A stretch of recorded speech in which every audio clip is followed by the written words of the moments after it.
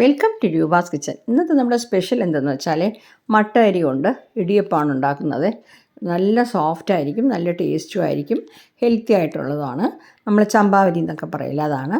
ഈ ചമ്പാവരിയുടെ പൊടിയാണ് ഞാൻ ഈ 1 കപ്പ് എടുത്തിട്ടുള്ളത്.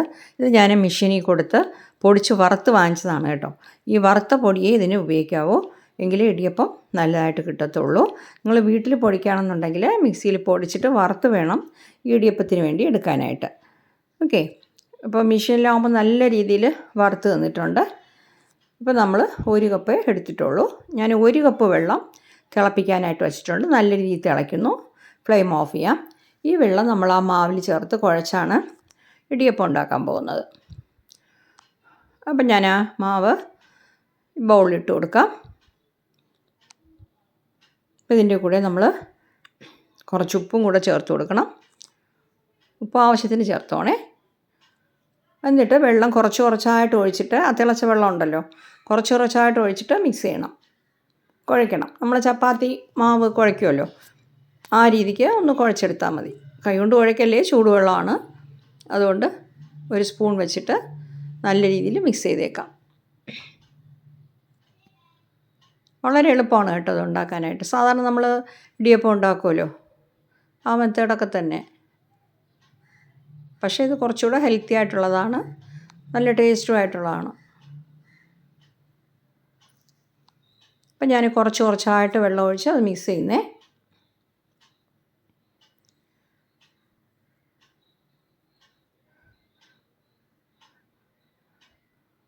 നിങ്ങൾക്ക് വേണമെങ്കിൽ കുറച്ചുകൂടെ വലിയ പാത്രം എടുക്കുകയാണെങ്കിൽ ഇച്ചിരി കൂടി സൗകര്യമായിരിക്കും. എനിക്ക് കുറച്ച് ഉപ്പ് കുറവെന്ന് തോന്നി, ഞാൻ ശകലം ഉപ്പും കൂടെ ചേർത്തു കേട്ടോ.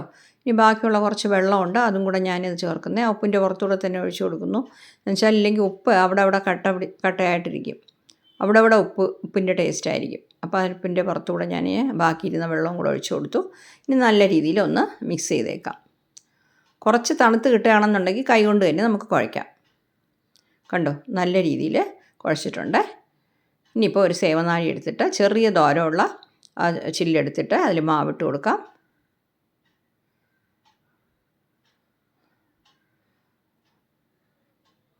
ഇനിയിപ്പം നമ്മളിത് മൂടിയിട്ട് ഒരു ഇഡ്ഡലി തട്ടിൽ ഇതുപോലെ ഉണ്ടാക്കിയെടുക്കാം.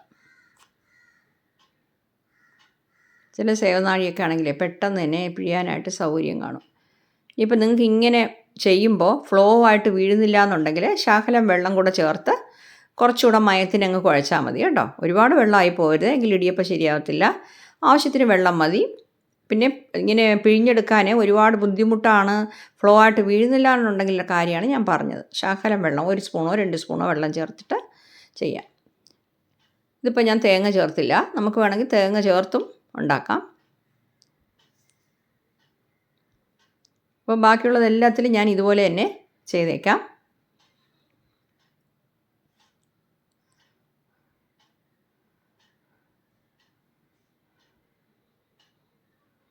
അപ്പോൾ നിങ്ങൾക്ക് എത്ര വലിപ്പത്തിൽ വേണോ അതനുസരിച്ച് ചെയ്താൽ മതി. കണ്ടോ, ഞാൻ ഇത്രയും ചെയ്തിട്ടുണ്ട്.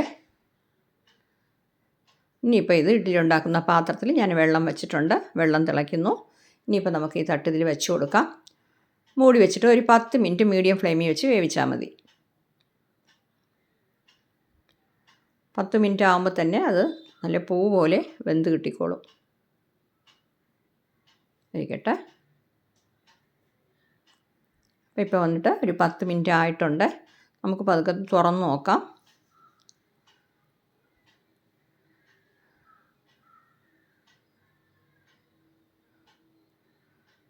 ഫ്ലെയിം ഓഫ് ചെയ്യുന്നേ.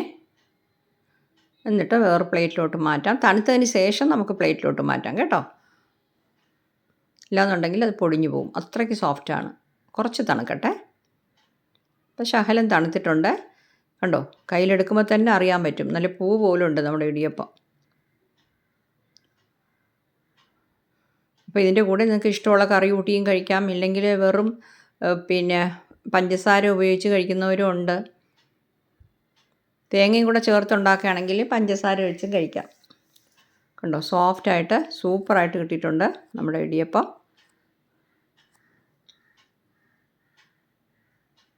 തീർച്ചയായിട്ടും നിങ്ങൾ ഈ വീഡിയോ കണ്ടിട്ട് ഒന്ന് ട്രൈ ചെയ്ത് നോക്കണം കേട്ടോ. റെഡ് റൈസ് കൊണ്ട്, അതായത് മട്ട അരി കൊണ്ട് ഇടിയപ്പം ഉണ്ടാക്കിയിട്ടില്ല എന്നുണ്ടെങ്കിൽ തീർച്ചയായിട്ടും ഒരു പ്രാവശ്യമെങ്കിലും നിങ്ങളിത് ഉണ്ടാക്കി നോക്കണം. നല്ല സോഫ്റ്റായിട്ടുള്ള ഇടിയപ്പമാണ്. ഞാൻ പറഞ്ഞ പോലെ തേങ്ങ വേണമെങ്കിൽ നിങ്ങൾ തേങ്ങ വെച്ചും ഉണ്ടാക്കാം. അത് ഇച്ചിരി കൂടി നല്ല ടേസ്റ്റായിരിക്കും. ഓക്കെ, അതറിയാമല്ലോ എല്ലാവർക്കും. തേങ്ങ ആദ്യം കുറച്ച് ഇഡ്ഡലി തട്ടിലിട്ടിട്ട് അതിൻ്റെ പുറത്ത് മാവൊന്ന് ഇട്ട് കൊടുത്താൽ മതി. ഞാനൊരു തട്ട് അങ്ങനെ കാണിച്ചു തരാം കേട്ടോ. ഇതുപോലെ തേങ്ങ കുറച്ച് അതിലിട്ട് കൊടുത്തിട്ട്, ബിഗിനേഴ്സിന് വേണ്ടിയാണ് ഇതൊക്കെ കാണിക്കുന്നത് കേട്ടോ. ഇതൊക്കെ എല്ലാവർക്കും അറിയുന്ന കാര്യങ്ങളാണ്. ചിലരാണെങ്കിൽ ഈ മാവ് പിഴിഞ്ഞിട്ട് അതിൻ്റെ പുറത്ത് തേങ്ങ വെച്ച് കൊടുക്കും. നമ്മളിപ്പോൾ ഇങ്ങനെ വയ്ക്കുന്നു, ഇങ്ങനെയും ചെയ്യാം. ഇതിൻ്റെ പുറത്ത് കൂടെ നമുക്ക് ഇടിയപ്പത്തിനുള്ള മാവെടുത്തിട്ട് ഇതുപോലെ ഒന്ന് ചുറ്റിച്ചു കൊടുക്കാം. ഇതിപ്പോൾ നിങ്ങൾ ഈ സേവനാഴിയിൽ മാവെടുക്കുമ്പോഴേ ഒരു പകുതി ഭാഗം വരെ വെച്ചെടുക്കുകയാണെങ്കിൽ പെട്ടെന്ന് തന്നെ നമുക്ക് ഇതുപോലെ കറക്കിയെടുക്കാൻ എളുപ്പമായിരിക്കും. നല്ല ടൈറ്റ് ആവത്തില്ല. ഫുള്ളായിട്ട് അമർത്തി മാവെടുക്കുകയാണെങ്കിൽ നമുക്കിങ്ങനെ ചെയ്യുമ്പോൾ ഭയങ്കര ടൈറ്റായിട്ട് തോന്നും കേട്ടോ. അപ്പോൾ എല്ലാത്തിലും ഇതുപോലെ തന്നെ ഒന്ന് റെഡിയാക്കിയേക്കാം കേട്ടോ.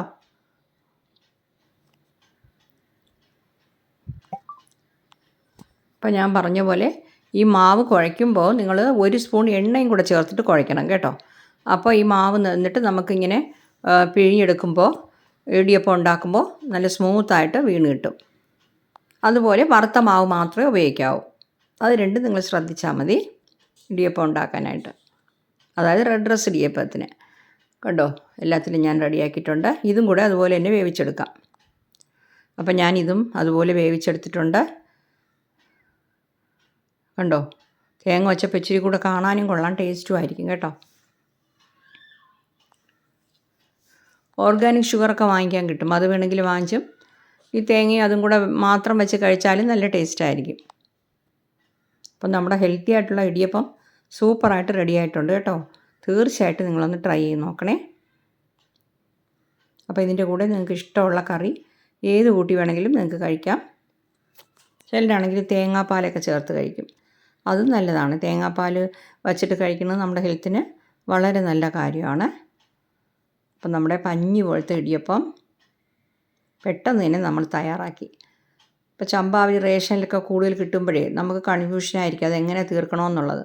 അപ്പോൾ ഇങ്ങനെയൊക്കെ ചെയ്യാം. നമ്മളെപ്പോഴും കൊഴുക്കട്ടയൊക്കെ ഉണ്ടാക്കുന്നതിന് ഇങ്ങനെയൊക്കെ ഉണ്ടാക്കുമ്പോൾ എല്ലാവരും ഇഷ്ടപ്പെട്ട് കഴിക്കുകയും ചെയ്യും. ഇടിയപ്പം ആകുമ്പോഴേ നല്ല പൂ പോലെ ഇരിക്കും കേട്ടോ ഈ ഇടിയപ്പം. അപ്പം നമ്മൾ കൊഴുക്കട്ട ഉണ്ടാക്കും, അല്ലാതെ വേറെ എന്തോന്നും അതിൽ പിന്നെ ഉരട്ടി ഉണ്ടാക്കാം, അങ്ങനെയൊക്കെ ചെയ്യാം. പക്ഷേ നമ്മൾ കൂടുതലും കൊഴുക്കട്ടയാണ് ഈ ചുവന്ന അരിയിൽ ഉണ്ടാക്കുന്നത്. കയ്യിലെടുത്താൽ തന്നെ കണ്ടോ, എടുക്കുമ്പോൾ തന്നെ അറിയാൻ പറ്റും. നല്ല പൂ പോലത്തെ ഇടിയപ്പം റെഡിയായി. ട്രൈ ചെയ്ത് നോക്കിയിട്ട് നിങ്ങളുടെ ഫീഡ്ബാക്കും കൂടെ ഒന്ന് അറിയിക്കണേ. അപ്പോൾ എൻ്റെ ഈ വീഡിയോ എല്ലാവർക്കും ഇഷ്ടപ്പെട്ട് കാണുമെന്ന് വിശ്വസിക്കുന്നു. എൻ്റെ ചാനൽ ഇതുവരെ സബ്സ്ക്രൈബ് ചെയ്തില്ലെങ്കിൽ ദയവേത് സബ്സ്ക്രൈബ് ചെയ്യാനും ലൈക്ക് ചെയ്യാനും ഷെയർ ചെയ്യാനും കമൻറ്റ് ചെയ്യാനും മറന്നു പോകരുതേ. അപ്പോൾ അടുത്ത നല്ലൊരു റെസിപ്പിയായിട്ട് വീണ്ടും കാണാം. Okay, thank you.